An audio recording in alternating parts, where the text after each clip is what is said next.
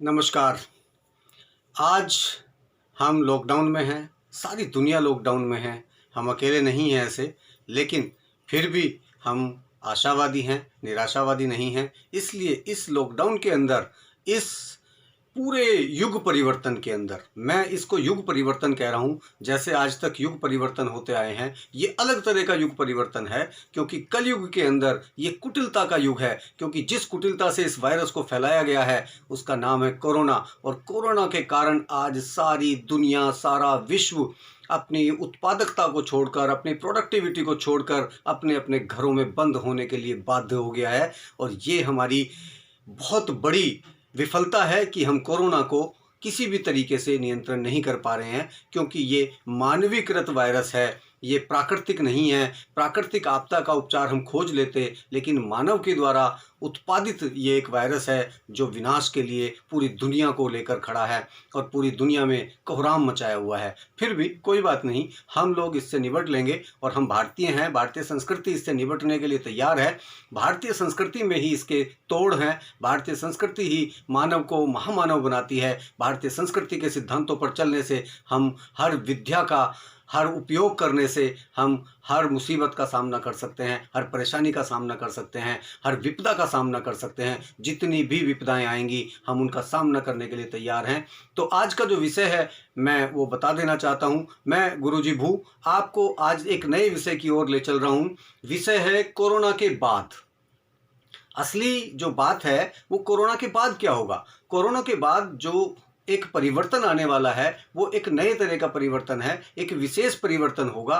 क्योंकि विश्व में पहली बार आज तक इस तरह का किसी भी इतिहास में, किसी भी देश में, पूरी दुनिया में एक साथ तालाबंदी होना, ये अपने आप में एक अनूठा प्रयोग है। और इस प्रयोग के बाद बहुत सारे व्यापार ध्वस्त हो जाएंगे और बहुत सारे व्यापार उठने लगेंगे। व्यक्ति का व्यक्तित्व बदल जाएगा। मानव का अहंकार टूटना चाहिए, अगर नहीं टूटा तो उसका विनाश होना निश्चित है। क्योंकि अहंकार शून्यता लाने का ही ये कोरोना वायरस है और इससे हमको सीखना पड़ेगा। क्योंकि हम सकारात्मक व्यक्ति हैं, क्योंकि हमें सकारात्मकता पसंद आती है, क्योंकि हमारी संस्कृति में कूट कूट कर आशावाद भरा हुआ है, इसलिए हम आशावाद की बात करेंगे। निराशा की कोई बात नहीं करना चाहते। निराशा तो फैली है, सब लोग फैला रहे हैं, हर व्यक्ति डरा हुआ है। हर व्यक्ति आज, जिनके पास जो ये कहते थे कि मरने का भी फुर्सत नहीं है, मरने का भी समय नहीं है, आज वो मरने के भय से अपने घर में छिपे हुए हैं। हम बैठे हुए हैं, हमारी मजबूरी है कि हम सबको घर में ही रहना पड़ेगा और यही एकमात्र उसका समाधान है।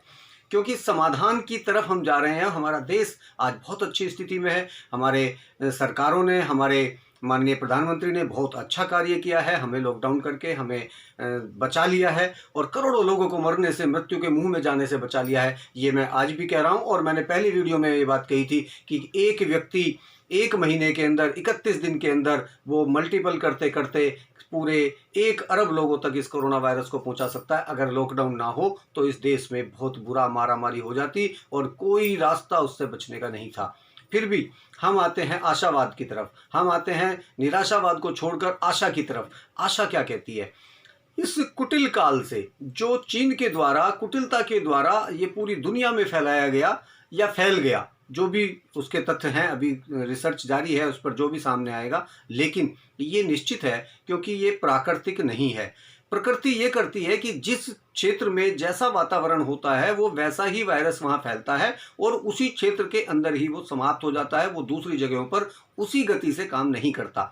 जैसे ही तापमान बदलेगा, जैसे ही टेम्परेचर बदलेगा, तो वायरस की गति इधर उधर हो जाएगी, वो मरने लगेगा। चाहे जिस तापमान का होगा उस तापमान से ऊपर भी नहीं चलेगा, उस तापमान से नीचे भी नहीं चलेगा, वो खत्म हो जाएगा। लेकिन इस वायरस की एक विशेषता है, ये माइनस में भी चल रहा है जहां माइनस में तापमान है, ये प्लस में जहां है वहां भी चल रहा है, रेगिस्तान में भी काम कर रहा है और बर्फीले प्रदेशों में भी समानता से बराबर उसी शैली में काम कर रहा है। ये इस वायरस का एकमात्र ऐसा लक्ष्य है कि एकमात्र ऐसा लगता है कि ये मानवीकृत है, मानव ने स्पेशल तरीके से इसको बनाया है। बस यही समझना है हमें। कोई बात नहीं, हम इससे डरने वाले नहीं हैं, हमको समझना होगा।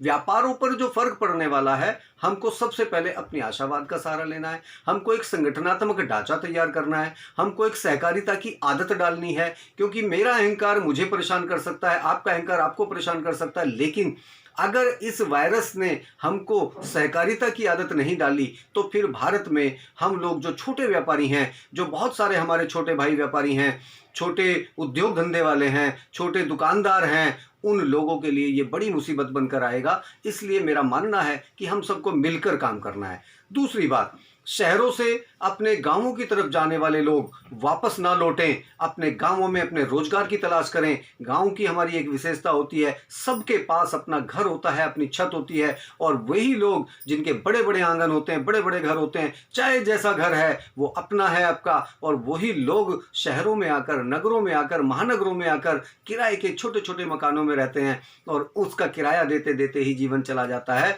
वो अपना घर, बहुत सारे लोग अपना घर बना लेते हैं और बहुत सारे नहीं बना पाते। तो मेरा मानना है हमें गांवों को विकसित करना होगा, और गांवों को विकसित करने का सबसे बढ़िया तरीका है सहकारिता। अगर हमने सहकारिता को अपना लिया, अगर हमने एक दूसरे का सम्मान करना सीख लिया, अगर हमने एक दूसरे के वचनों को, एक दूसरे के विचारों को सम्मान देना सीख लिया और उन पर शोध करना शुरू कर दिया, दुनिया की कोई ताकत हमारे गांवों को रोक नहीं सकती, उनकी उन्नति को नहीं रोक सकती। और उसमें जो युवा बैठे हैं, जो हमारे युवा साथी हैं, जो हमारे बुजुर्ग हैं, उनके अनुभव से और युवाओं की शक्ति से और अत्याधुनिक तकनीक से, क्योंकि टेक्नोलॉजी आज गांव-गांव में पहुंची हुई है, इसलिए मेरा मानना है कि तकनीक का सहारा लेंगे, गांव को उन्नत बनाएंगे, सहकारिता का सहारा लेंगे। किस गांव में क्या फसल हो सकती है, किस गांव में क्या उपज हो सकती है, किस गांव में किस तरीके से कौन कौन से व्यवसाय हो सकते हैं, मधुमक्खी पालन हो सकता है, या वहाँ ऑर्गेनिक खेती पर काम हो सकता है, वहाँ कौन कौन सी फसलें हैं, ऐसी जिन फसलों पर हम काम कर सकते हैं, ऐसे कौन सी चीज़ें हैं हम उन पर काम करें। हम कौन कौन से उद्योग लगा सकते हैं, कुटीर उद्योग लगा सकते हैं, कौन से हमारे आसपास में ऐसी चीज़ें होती हैं जिनको हम वहीं प्रोसेसिंग कर सकते हैं, उनकी फूड प्रोसेसिंग यूनिट हम वहीं लगा सकते हैं।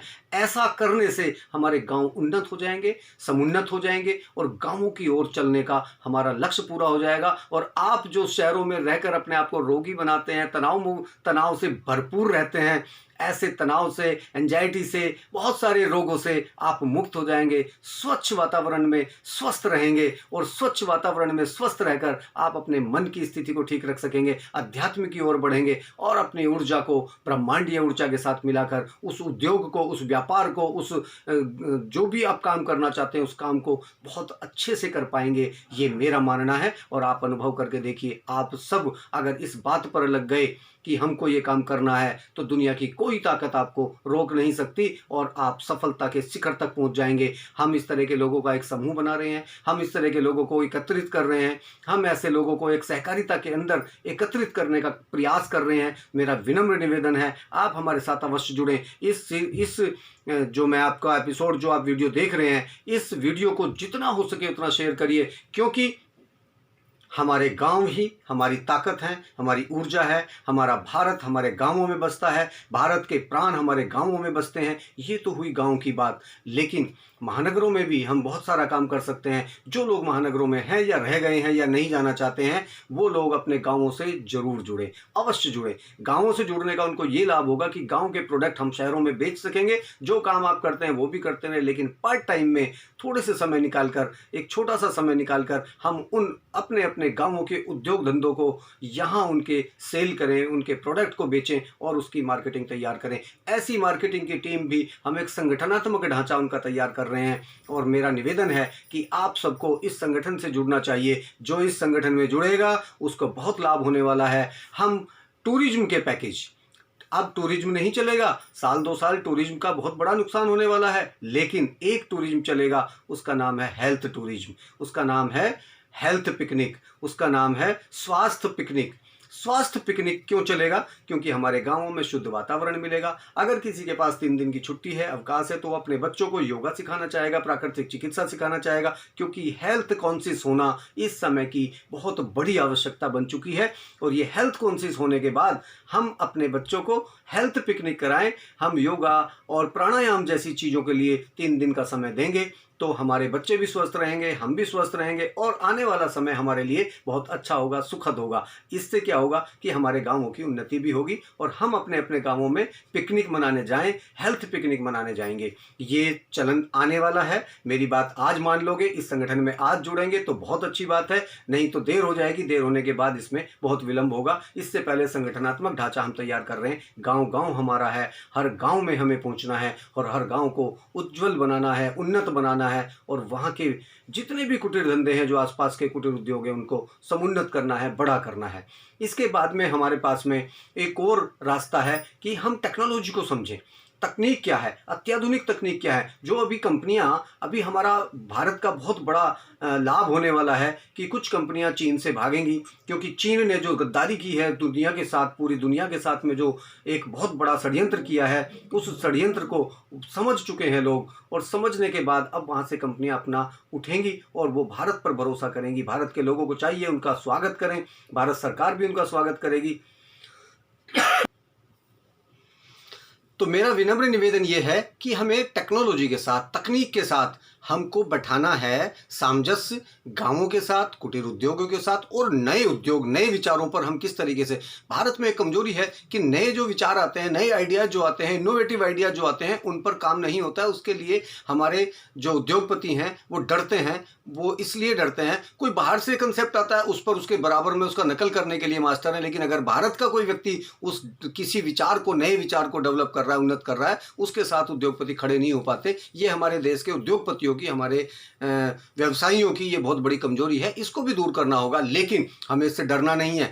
हमें नए अवसर तलाशने हैं, नए काम तलाशने हैं, नए आइडियाज पे काम करना, इनोवेटिव आइडियाज पे काम करना। अगर आपके पास भी कोई आइडिया है और आपके पास कोई ऐसा विचार है कि कुछ नया हो, कुछ नया करके और हम कुछ बड़ा कर सकते हैं और इस देश के लिए और अपने लिए भी आप कुछ बड़ा कर सकते हैं, तो ऐसे नए सभी विचारों का, नए व्यावसायिक विचारों का, अर्थात कोई भी व्यापार नए तरीके से करना चाहते हैं या कोई नया व्यापार खड़ा करना चाहते हैं, ऐसे सब लोगों का इस संगठन में स्वागत किया जा रहा है। और मैं मानता हूं कि हम एक संगठनात्मक ढांचा जब हम तैयार कर लेंगे तो तरंग.न्यूज पर हम उसको पूरा प्रसारित करेंगे और इसके अलावा हम उसकी पूरी गणना करके, उसका शोध अनुसंधान करके, आपके विचारों पर, भले ही आप कुछ अच्छा या बुरा जो भी सोच रहे हैं, उस विचार को शेयर अवश्य करिए। हो सकता है उसमें बहुत बड़ी बात हो, उसको उन्नत किया जा सके और ऐसे विचारों पर काम करने से इस देश की उन्नति होगी। ऐसे विचारों पर काम करने से भारत उदय होगा और भारत में जो अब जो परेशानी है, इन सब से उभर कर हम बड़े हो जाएंगे और एक समय ऐसा आएगा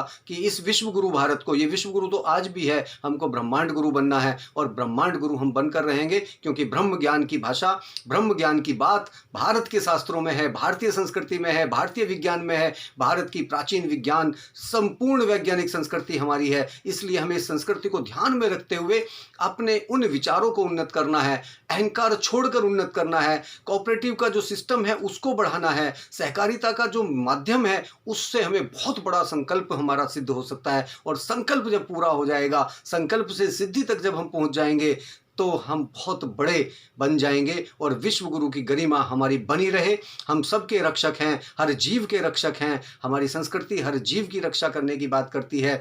हम प्रकृति के हर विषय को पूजते हैं, हम प्रकृति के पूजने वाले लोग हैं। इसलिए प्रकृति के साथ रहें, संस्कृति के साथ रहें, अपने सम्मान के साथ रहें, स्वाभिमान के साथ रहें, टेक्नोलॉजी के साथ रहें और जो उन्नत टेक्नोलॉजी हैं, जो उन्नत तकनीक हैं आज के समय में, उनका प्रयोग करते हुए हम नए काम की तलाश, नए आइडियाज की तलाश, नए व्यावसायिक उपक्रमों की तलाश, नए व्यवसायों की तलाश, नए उद्यमिता की तलाश करके हम उनको आगे बढ़ाएं।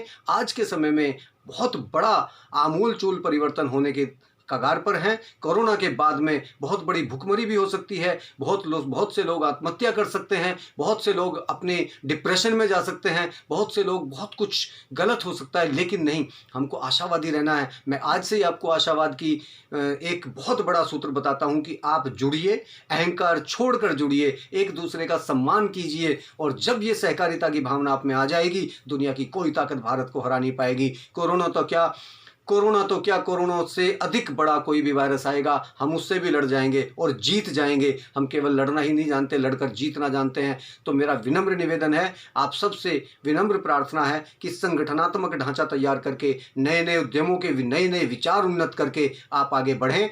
सफलता आपके कदम चूमेगी, सफलता आपके परिश्रम की दासी है, आपके परिश्रम के सामने सफलता को आना ही पड़ेगा। इसलिए मेरा विनम्र निवेदन है, बार बार मैं यही बात कह रहा हूं कि आप जुड़िए, संगठनात्मक ढांचा तैयार कीजिए। विश्वमित्र परिवार आपका स्वागत करता है और विश्वमित्र परिवार में बहुत बड़े बड़े अच्छे तरीके से हम उस कामों को करेंगे, उन पर शोध करेंगे और छोटी पूंजी से भी जुड़ सकते हैं, बड़ी पूंजी से भी। पूंजी बहुत महत्वपूर्ण नहीं है, लेकिन पूंजी के साथ में छोटी पूंजी से बड़े उद्योग कैसे करें, वो सहकारिता के आधार पर होंगे।